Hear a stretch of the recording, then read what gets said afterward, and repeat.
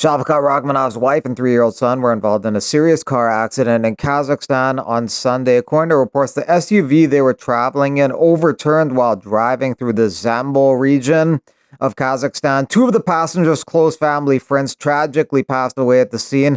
Shavkar's wife and child were hospitalized with moderate injuries but have since been released and are in stable condition. New main event for Saturday is Tyra versus Park after Albazi pulled out due to injury. Park, undefeated prospect with 3 UFC wins, all finishes, steps in on short notice for a 5-round matchup against Tyra. Some people like this matchup, 2 rising stars. Some question, though, whether Park is ready for a big step up in competition. But interestingly, this wasn't supposed to be the main event. Apparently, Talashin Teixeira was offered the main event slot against Waldo Cortez Acosta, but he turned it down, saying that he hadn't trained since his last fight, which was just a couple weeks ago. And that's interesting, too, because like 2 weeks ago, he got TKO'd, and then the UFC offers him another main event slot after getting TKO'd in a main event slot 2 weeks back. It's just kind of strange. Like, that was the second UFC fight. They gave him a main event slot like they're trying to prop him up real quick, and now are they just trying to destroy him just as quickly, or even faster? It doesn't really make sense that they would do that, but regardless, it didn't go down. Cortez Acosta says, no training, he says. He has an ouchie, his little nose, that's all. Why would you even call out the dude that just got TKO'd over the guy that TKO'd him? Fight Derek or Pavlovich. I don't call nobody. The UFC calls me, get your facts right, and they accept Friday and Saturday, and then Sunday they said no. Waldo Cortez Acosta is actually scheduled to fight in China in 3 weeks' time against Sergey Pavlovich, so that fight will go down. There's now no reason for it not to go down. Pavlovich is 3 in the heavyweight division. Cortez Acosta is 6. He's coming off a win over Spivak, looking to break into the top 5 if he can beat Pavlovich. Right now, Saturday's card has 11 fights. They're looking to add another one. They had 12, Austin Bashi versus Francis Marshall, but I believe Francis Marshall got a rib injury, so he's out, and Bashi says, fight week is here. Currently do not have an opponent, but they're trying to find me a replacement. Bashi is a solid prospect with a 13-1 record. Lost his UFC debut, but that's a tough fight to have in your UFC debut against Christian Rodriguez. Nonetheless, he is a good fighter, so it may be a little difficult finding a last-minute replacement.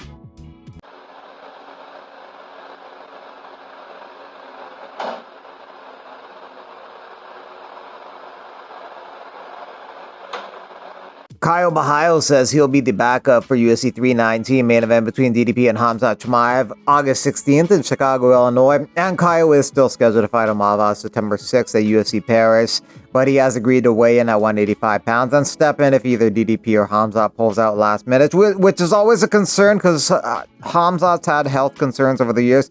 Omava was originally supposed to be the backup, but he shifted his attention to the UFC Paris main event instead. Bahayo shares that he heard whispers Chimaev may retire if he wins the title because of health concerns and having enough money, but that's just pure speculation, although it adds an extra layer of intrigue to the title fight between Chimaev and DDP in 3 weeks' time. The middleweight division has gotten a lot more interesting. RDR has emerged as a contender in addition to Omava, Bahayo, and Khamzat in 3 weeks' time. Petr Yan says he's no longer interested in fighting Umar Namagamed despite previously accepting 2 offers to face him, one in Baku, one in July. And Yan says that Umar's team turned down fights with him in the past 2 times, and now Yan has moved on. After his win over the weekend over Marcus McGee in Abu Dhabi, he made it clear that he doesn't want to wait till November. He says he needs to be active, can't afford to sit on the sidelines. Also, he took a shot at Umar, suggesting his rise to the top has to do with his family's name rather than merit. Instead, Yan's targeting to be the backup spot at UFC 320 in October. The fight between Merab and Santiago, guys he has fought in the past before. He wants a rematch with Merab to avenge that loss. On top of that, Umar may be fighting Mario Batista next, which further removes him from Yan's radar. UFC 320 is a showcase of a couple big light heavyweight fights in the main event, Ankalaev versus Pereira, and also on the main card, Prochazka versus Roundtree. Prochazka confirms that he will be the backup in case something happens to Ankalaev or Pereira. If his services are needed, ideally it's against Ankalaev, because we've already seen them fight Pereira twice and get stopped by Pereira twice. I love the fact that your fight is on the same card as theirs. Has there been any indication if for whatever reason, if Pereira can't fight, you know, they always have a backup fighter. I would imagine either you or Roundtree get the call. Is it you? Yeah, that's right. Okay, so you'll be the backup. Yeah. Okay. And so that was the deal with UFC. Yeah. Okay. In the lightweight division, Dan Hooker envisions Topuria fighting Gaethje, Oliveira fighting Max Holloway 3 and 4 in the division, and himself fighting Arman Serkanyan 6 and 2 in the division. Because Arman is not the guy who Topuria wants to fight, so Hooker thinks he'll end up being the guy to fight Serkanyan. Wait, I'm the only one that's gonna fight you, you dumb. Like, I don't know what is. That's the fight mode. I'm the only one that's gonna step up and fight the guy. Like, who else is gonna fight the guy? Yeah, and it's, I just like the sound of that New York card. Obviously, Islam's going up to welterweight. Ilya will probably fight Gaethje. That leaves Holloway. And Holloway ain't gonna fight Arman. No one wants to see that. Holloway will probably fight Oliveira. Gaethje will fight for the title.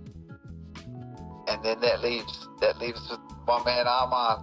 That's the fight I want. That's the fight that makes sense. They've told him one more. He's turned down Gamrot, who's ranked one before me. Look. Stephen Nguyen set a new record for most knockdowns in a single UFC fight with 6 before earning a TKO victory over Muhammad Yaya over the weekend following a doctor stoppage at the conclusion of the second round. So that's a record 6 knockdowns in a single fight, and he did it in under 2 rounds. For something like this to happen, you need a mismatch and a really tough guy, and this was the case here. Stephen Nguyen was so much better than Muhammad Yaya, but he's so tough, he just kept getting back up and up and up. The referee, Jason Herzog, has taken some criticism for letting the fight keep going.